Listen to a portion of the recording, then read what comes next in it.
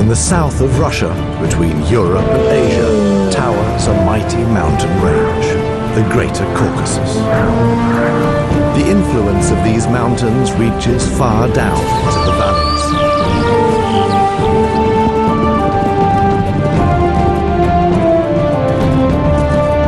From the glaciers of the main ridge to the canyons by the Caspian Sea, a wilderness with an unbelievable diversity.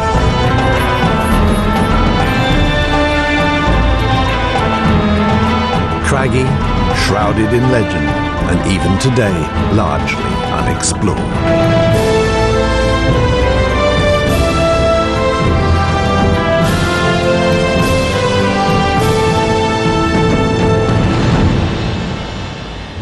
Europe's mountain worlds are the stuff of legend.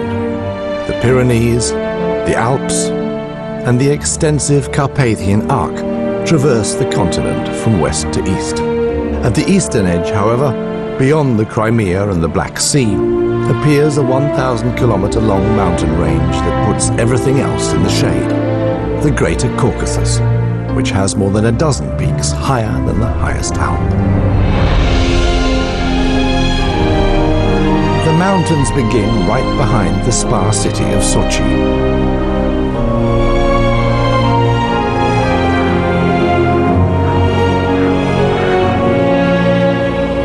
Its proximity to the Black Sea makes the West Caucasus one of the snowiest regions in Europe.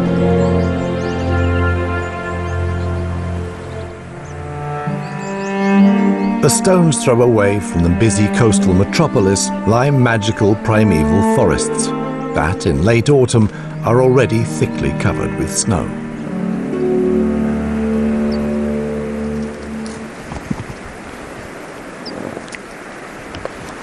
The forests are home to the last Caucasian weasants. The icy cold doesn't bother them at all. But their food is increasingly hard to find under layer upon layer of snow, and twigs are a poor substitute.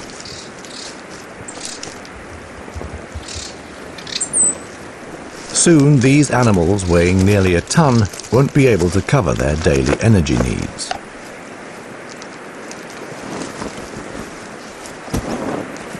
Today there are once again about 500 weasants. At the end of the 1920s, they were extinct in the wild. Only releasing reverse-bred creatures ensured their return.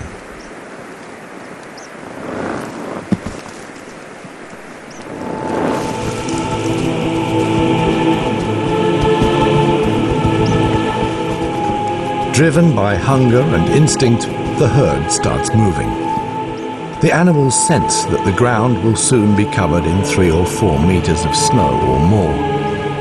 Too much even for Europe's biggest land mammal. At some point, the alpha bull gives a signal, and a long, arduous trek begins.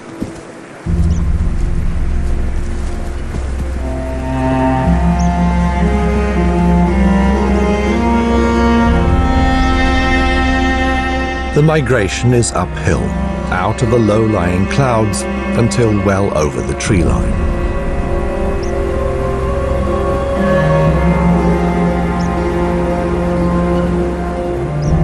Up here there is less snow, but it is colder and more exposed. An icy, high-altitude wasteland, inhospitable and barren. The herd moves higher and higher. What is it that drives them onwards? Many high-altitude valleys are snowed in and dangerous. One false move, and the cumbersome animals could fall or sink into a crevasse. Other herds join the trek, moving across endless expanses of snow.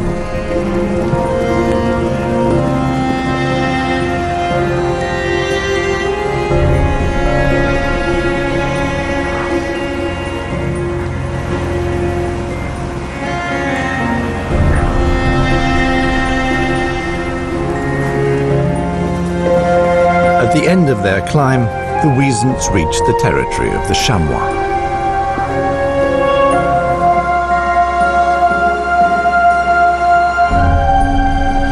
In the white wilderness, even these huge animals look tiny and lost.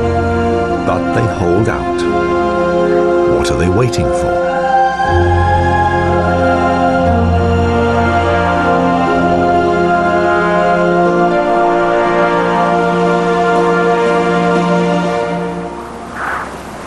The answer comes with the southerly winds.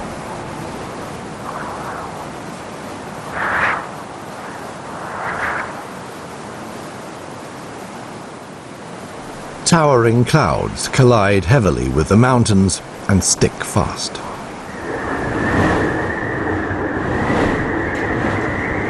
The steep mountainsides are no obstacle for the wind.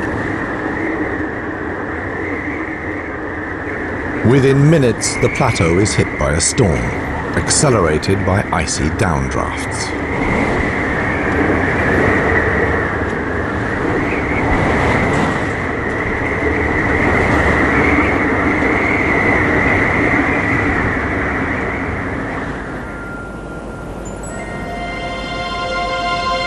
It ends as quickly as it began.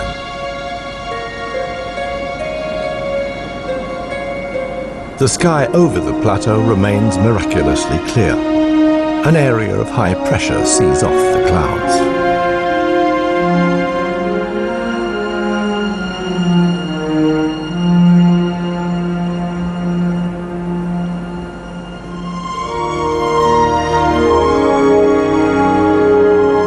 The winter sun can now warm the plateau, newly freed from snow.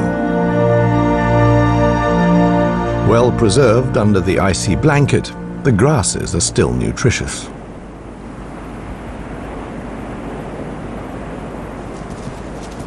For a short moment, summer comes to the Caucasian winter.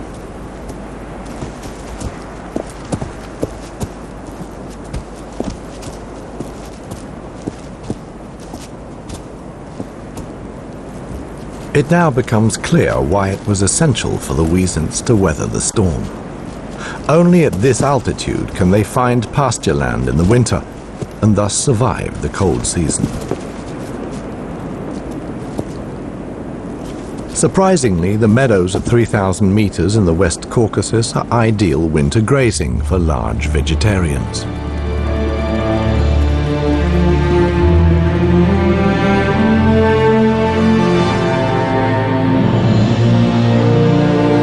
Devil's Gate provides a suitably spectacular backdrop.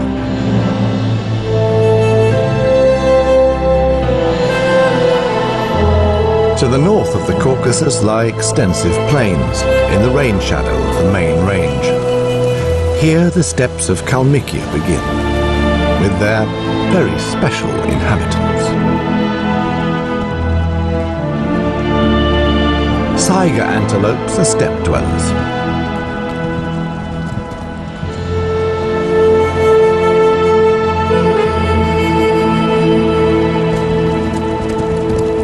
They prefer to be in the open, as they seem to be permanently on the run, regardless of what sets them off.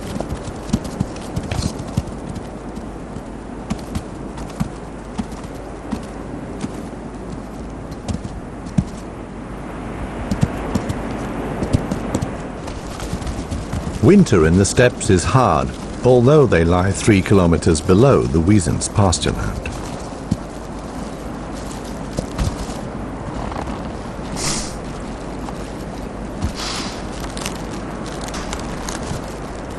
The Saiga's trunk-like proboscis was for many years a mystery to science. Today we know that it provides the animals with a kind of air conditioning. To protect the lungs of these long-distance runners, the icy air of the steppes is moistened and warmed in their conspicuous nasal sacs.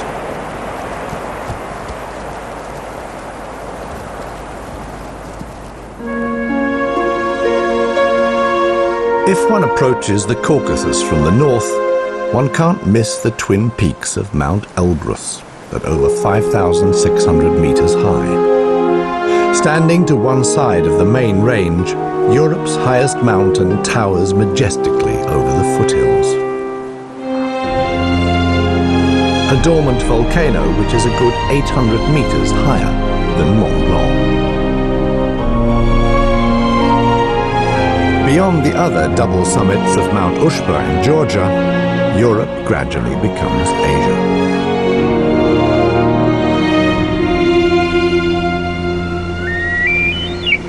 Hard to imagine that this boulder-strewn landscape could support life. But towards the end of April, loud calls echo through the mountains.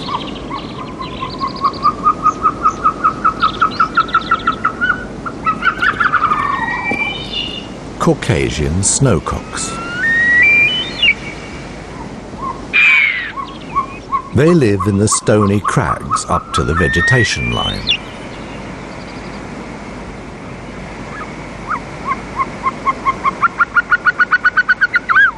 Early travelers called the shy birds mountain turkeys.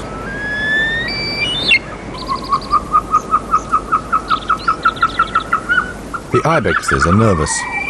Spring is avalanche season.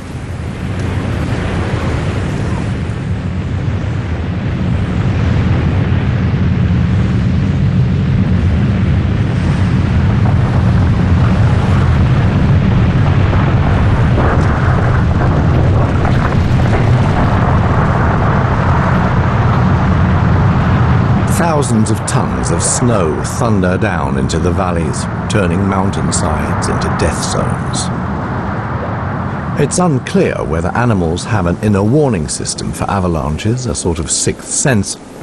If they do, in the Caucasus at least, it doesn't always seem to help, with many animals falling victim to avalanches. The snowcocks certainly aren't bothered. The ibexes hesitate. Will the snow hold? It's much faster descending the soft surface of a thawed-out snowfield than a slope of scree.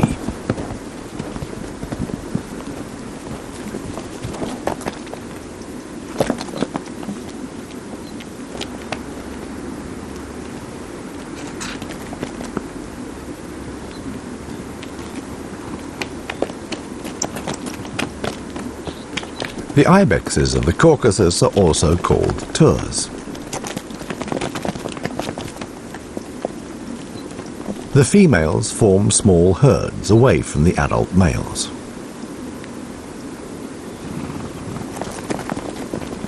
In spring, almost all the females give birth and are thus even more cautious than usual.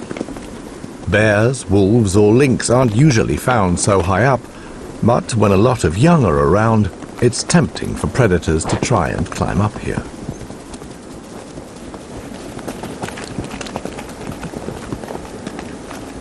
The kids plunge head over heels down the mountainside, good practice for emergencies and always within sight of their mother.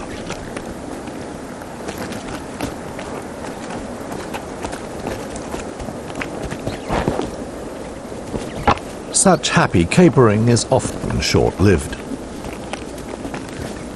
In spring, phases of good weather may only last for a short while. There's no trusting the seasons here. Within the space of 24 hours, it can turn from autumn to a hot summer's day, and then to deepest winter.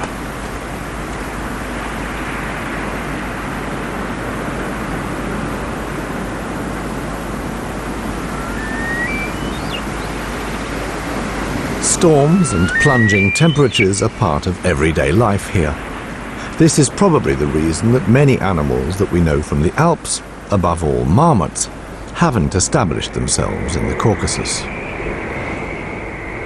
The combination of the region's rich landscapes and its harsh climate have nevertheless produced an enormous diversity of wildlife.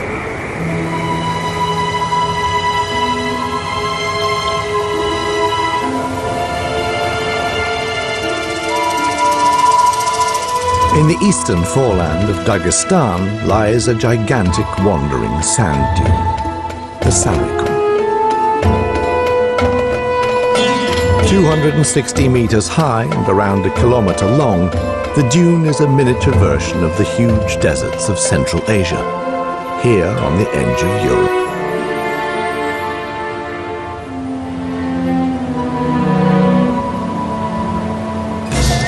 A toad-headed agama. In times of danger, the agama does a disappearing act.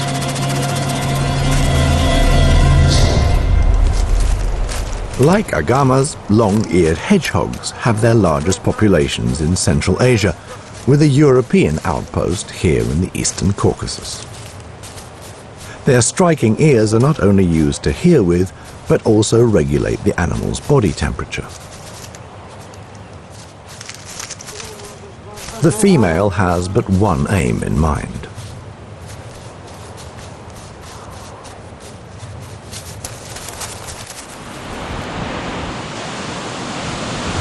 As their name implies, wandering dunes are constantly on the move, driven by the wind, without which the dune would be long overgrown. No plant can put down roots in this non-stop sandblasting. The agamas have adapted. Special rows of scales protect their eyes and nasal openings.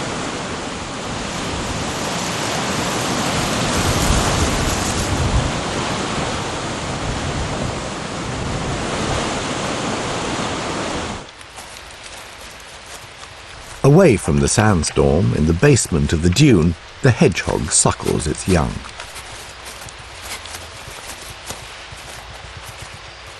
Long-eared hedgehogs are extremely fertile animals. In good years, litters can be up to 10 strong.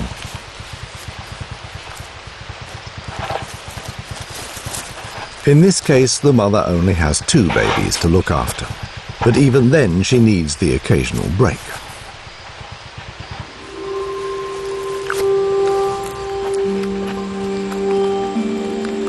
In a few days, the baby hedgehogs will be undertaking their first excursions. In the meantime, they just try and avoid painful perforations.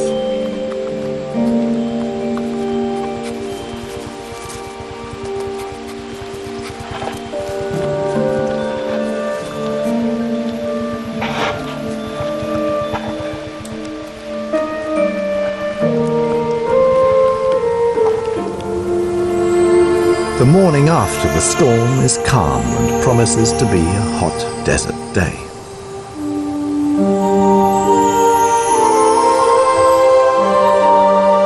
The hedgehogs will put off going out as long as possible.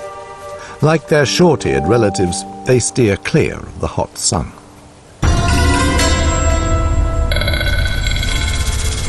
Agamas, by contrast, hunt in daytime. A bad choice of prey. The beetle protects itself with a caustic secretion which kills, if not the predator, then at least its appetite.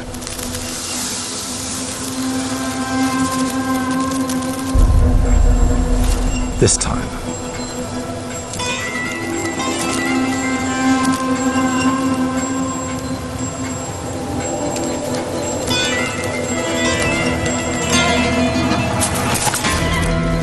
a portion this size will keep the agama going all day.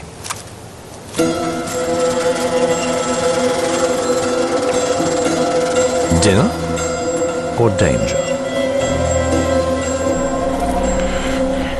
Neither nor. The little Montpellier snake is just looking for some shade.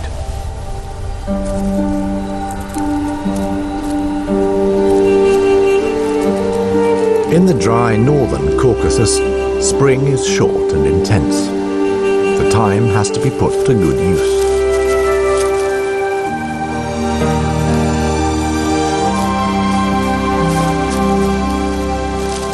A centipede on the hunt. These aggressive arthropods eat anything they come across, neutralizing even larger prey with their strong toxin.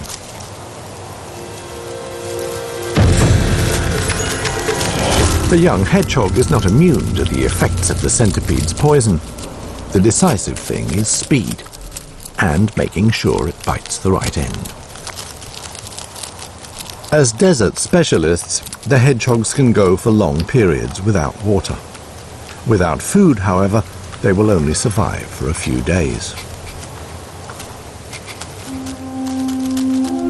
The Saricum dune, small, isolated, and yet Russia's only real sandy desert. The origin of the dune lies close by. The valleys of the eastern foothills are lined with mighty sandstone bluffs.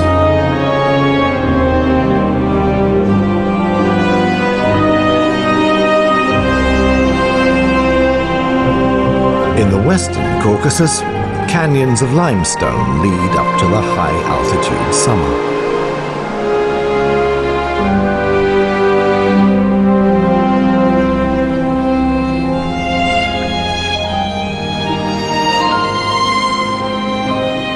At the beginning of July, many of the mountain meadows are in full bloom.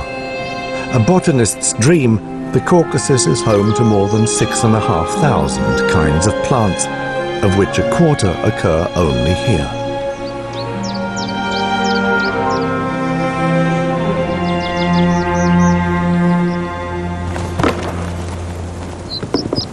In the shade of a glacial valley, tours are bowing to each other. They support themselves on their elbows in order to get at the salty earth. Salt is scarce at high altitude, which explains the intensity of the tour's efforts.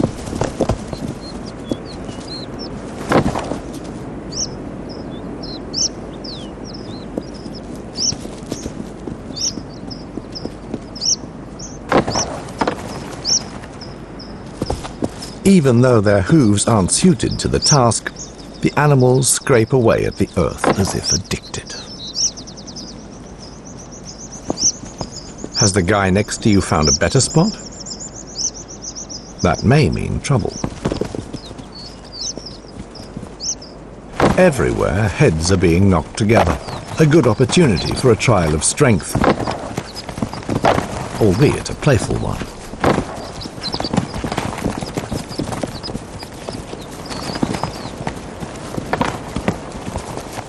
All this activity doesn't go unnoticed. One floor up, they're also scraping and scratching. The chamois, however, aren't seeking salt, but cooling snow, softened by the sun. Which for the kids means all the fun of the slopes.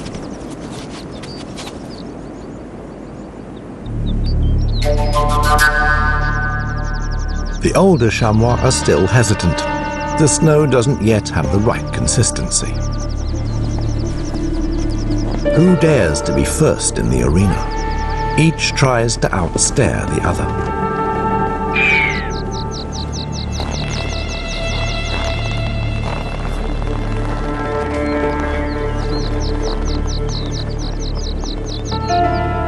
Then they're off, and the snowy slope becomes a dance floor.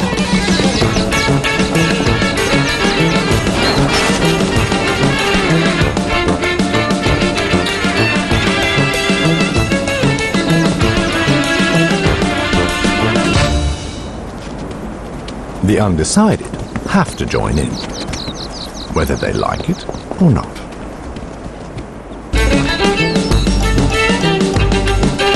In the end, they're all on their feet.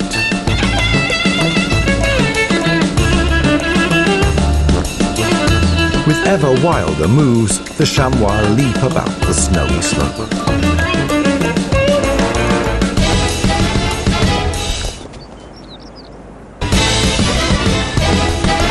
Their apparently limitless energy comes from the fact that, having adapted to life at high altitude, the animals have extra large lungs.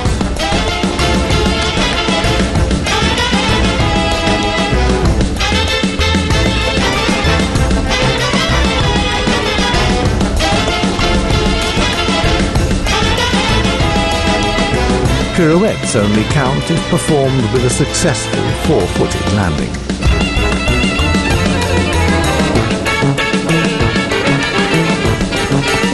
Second attempt.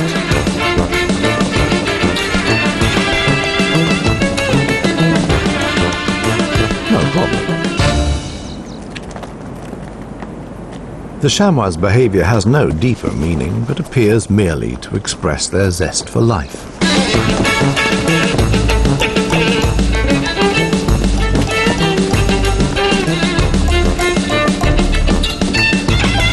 Sure-footed and agile, they show what they're made of. The cumbersome tours are left with the role of spectators.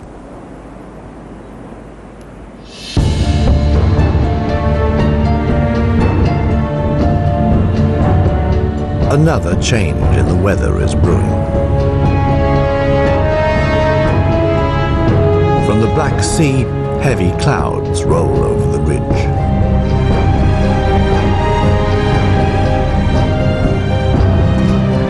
The animals are nervous.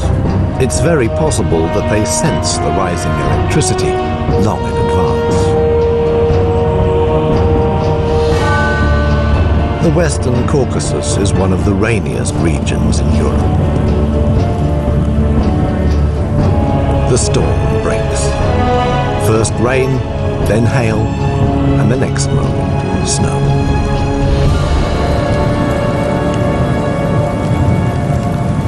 The winter makes a reappearance in the middle of summer, even though it may not look like it. For Caucasus-hardened species, not that big a deal.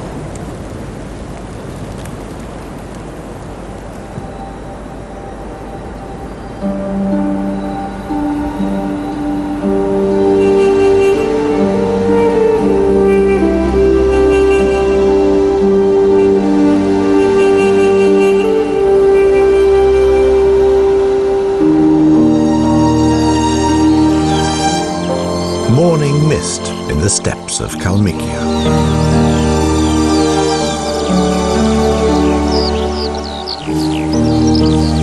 In the shade of some of the Caucasus' tallest peaks begins an offshoot of the once gigantic belt of steppes that used to extend from Mongolia to Eastern Europe. It's not easy to get a good overview of the sea of grass.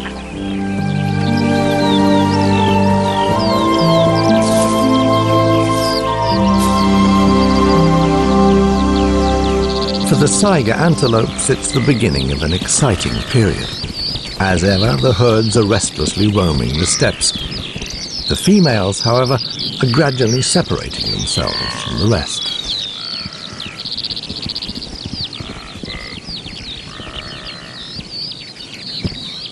They are heavily pregnant and not as mobile as usual.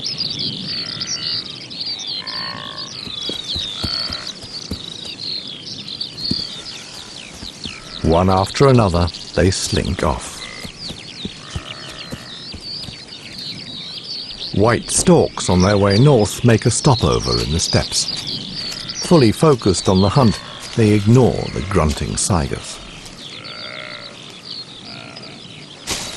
Missed.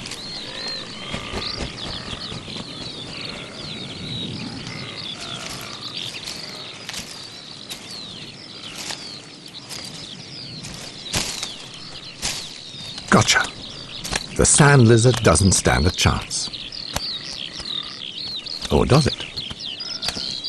Whatever's waggling is instinctively grabbed onto, but the lizard has merely discarded its tail.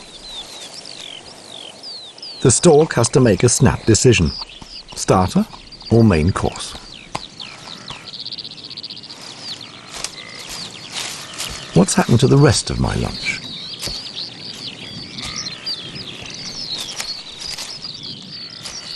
Long gone. Life goes on. Or starts anew.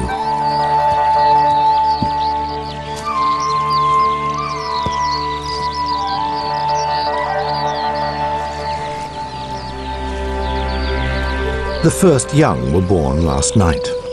Well hidden and no bigger than a hair, the kids have to get by on their own. The mother only comes in the morning and evening to suckle. How they manage to find their young again in the endless steppes is a mystery.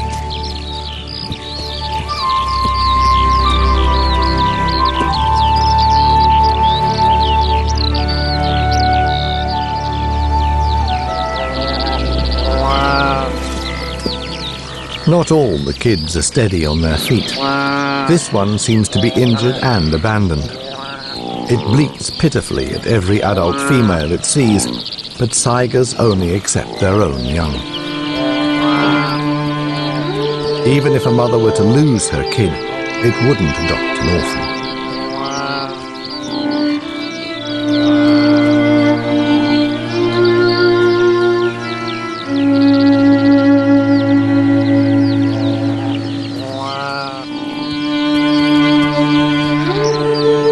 The young antelope stays hungry and lonely.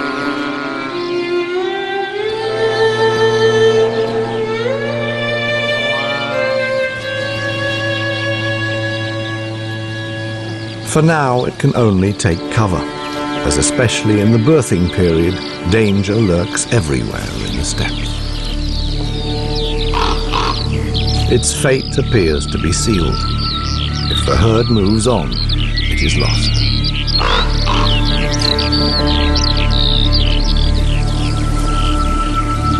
Once again, an unattached mother approaches.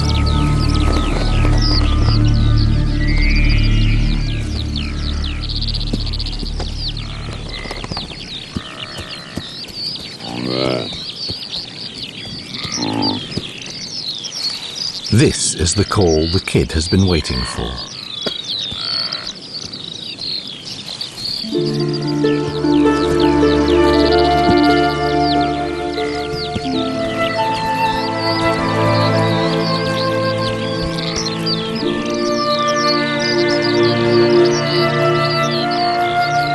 The little Saiga has one day to build up its strength and learn to walk.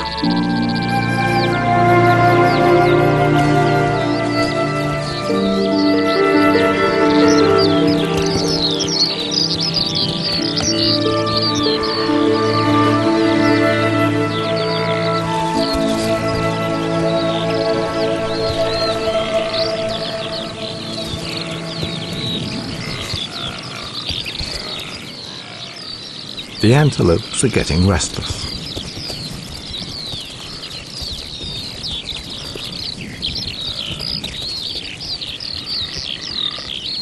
Once again, it is the males doing the hustling.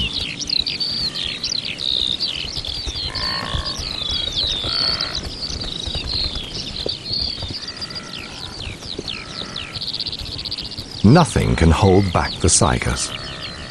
Our little straggler can't afford to miss the boat.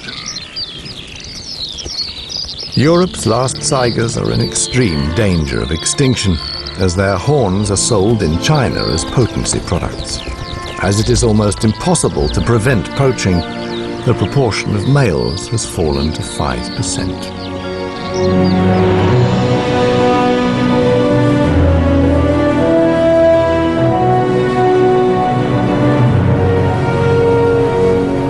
Autumn draws into the Western Caucasus as early as August.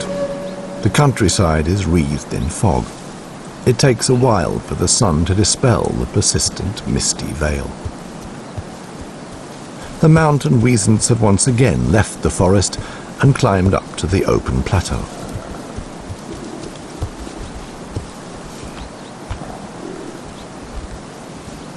This time it's not hunger that has led them here. It's the juggernaut's mating season, and undergrowth and brushwood just get in the way. The bulls need a good view and plenty of room.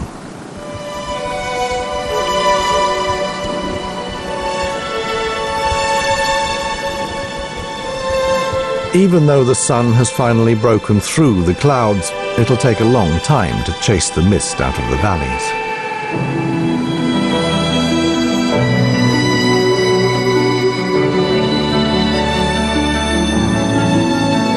At last, the herd girds its loins.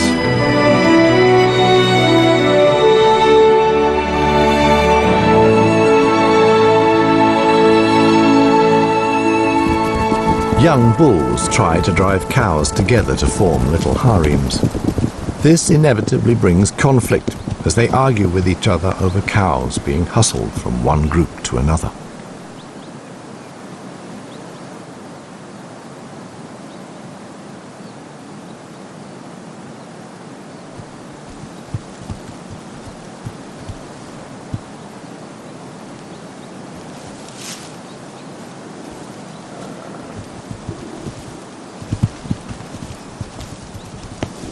The older bulls are less active, preferring to watch and wait.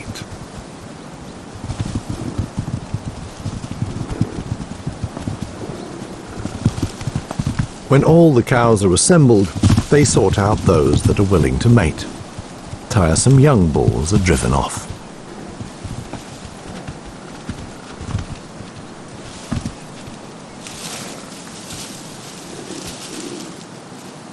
Brown bears are no match for a fully grown Wiesent. This female has every reason to keep her distance.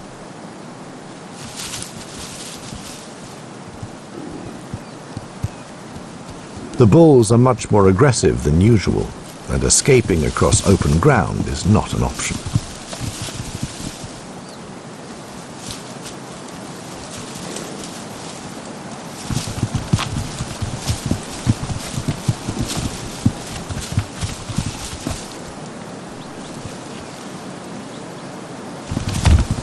On the slope, things are getting serious.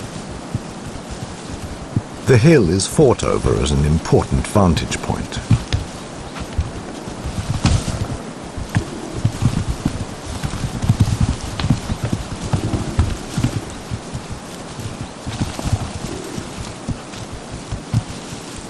While the young bulls tussle, the alpha Wiesent makes the decisive move.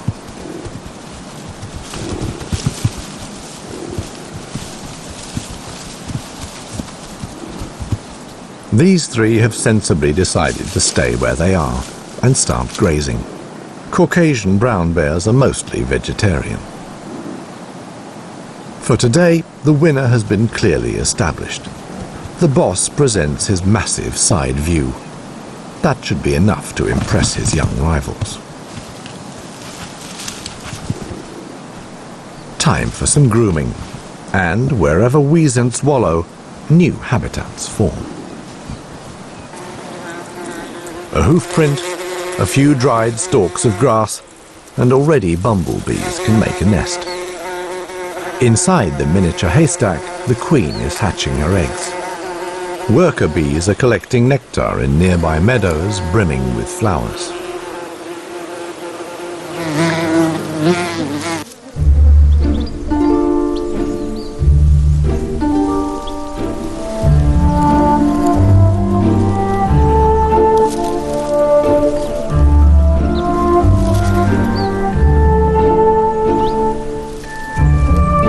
The shrubs, some as tall as a man, are a paradise for insects in the late summer.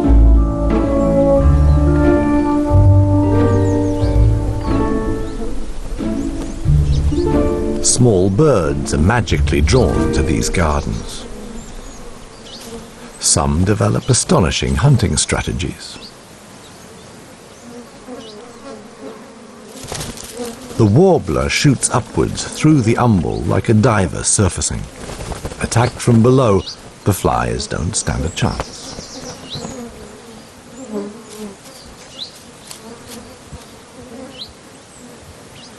Others don't even wait for their prey to land.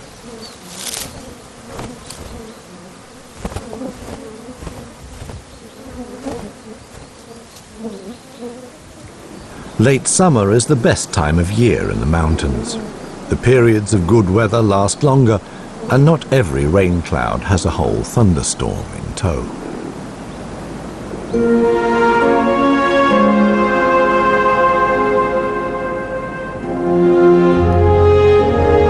It's as if nature were gathering its strength before the onset of pitiless winter. In summer, it's clear to see how the big Caucasus glaciers are shrinking. At the same time, new glaciers are forming, albeit smaller ones. A protective layer of dust and debris covers the snow, slowing down the melting process.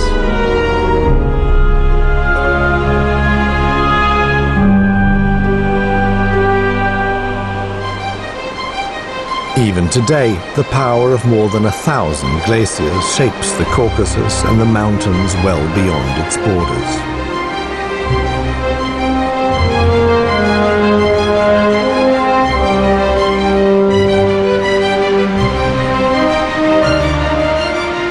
meltwater and heavy rains have formed wide valleys in the plains of the Caspian lowlands. In the midst of the semi-desert, lush riparian forests have formed, called tugai.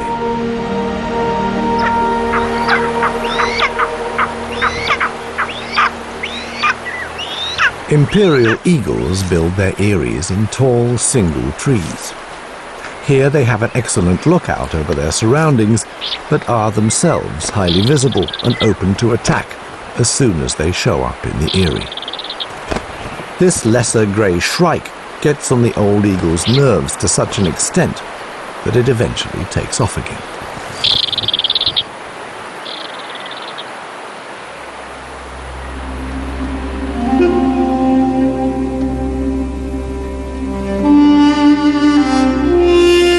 Thousands of years of erosion and flooding have sculpted a unique landscape out of the soft sandstone.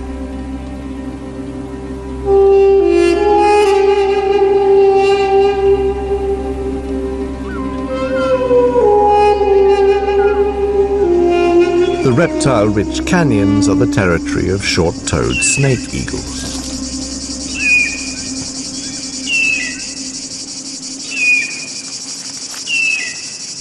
The female has killed a highly poisonous Levantine viper. Snake eagles make a clear distinction between poisonous and non-poisonous. With poisonous snakes, they always remove the head before bringing home the dinner. The male was a bit too quick and now has to go into a holding pattern.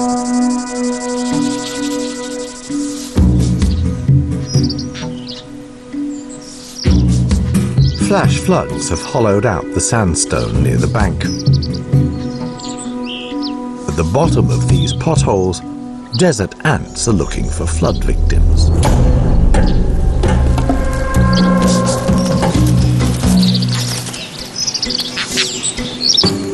The locust is injured and unable to escape.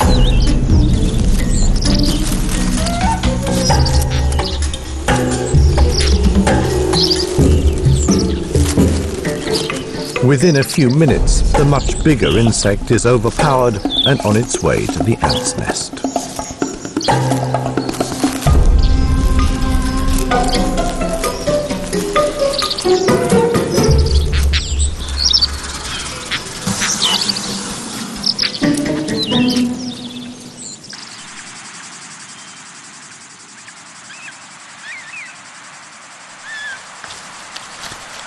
The eaglet is insatiable.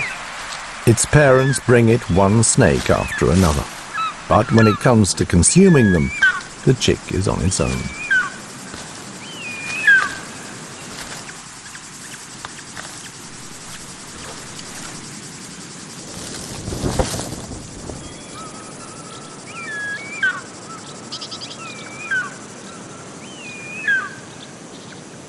The young of the little owls that live below the eyrie are also waiting for provisions. Snake eagles eat their prey whole. The longer the snake, the longer it takes.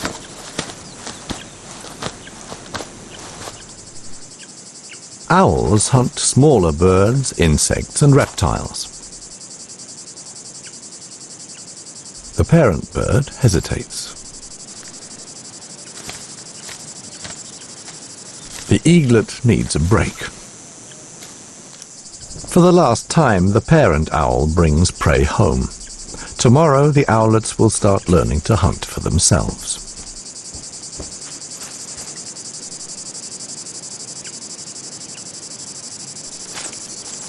The final morsel.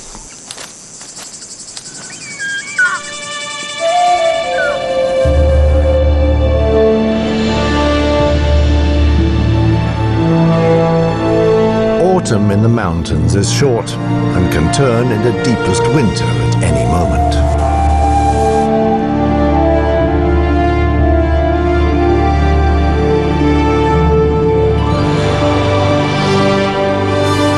For the Weasants, it's time to leave the plateau and move down to the still snow-free forests.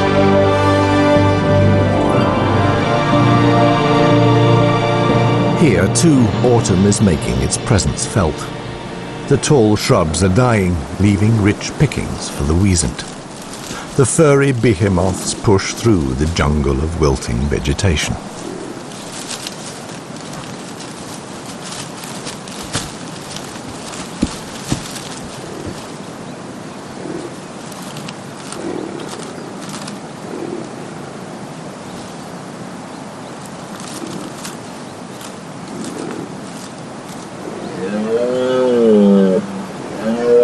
The giant hogweed dwarfs even fair-sized animals of the Caucasus.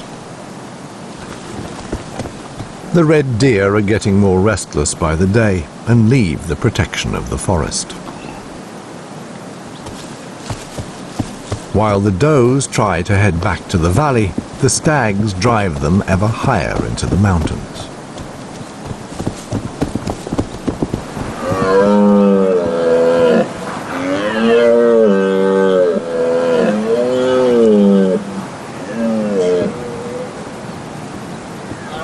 Their journey takes them through fields of rhododendrons up to the snow line. The stags too want to be in the open when mating. Every day newcomers join them at 3,000 meters.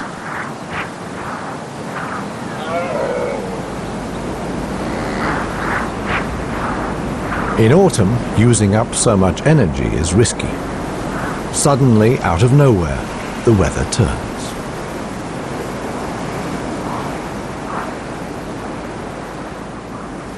Snow covers the plateau.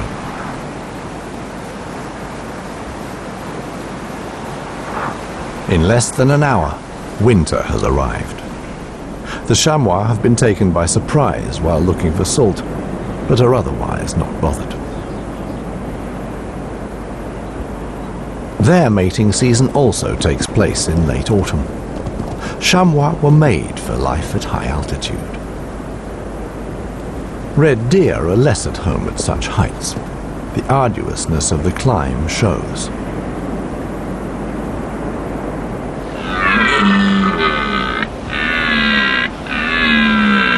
In the thin air, this stag is straining every sinew and won't have any strength left for a duel. The old stag moves on without a fight.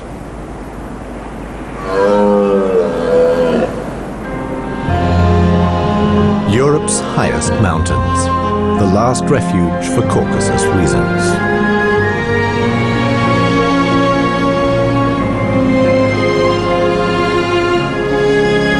A region unique in its rich diversity.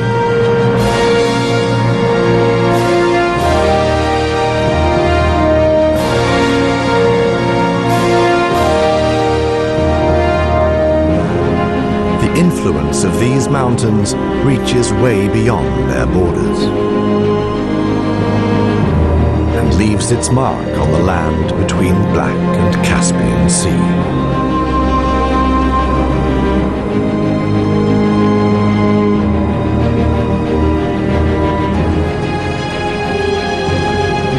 The mysterious mountain world of southern Russia.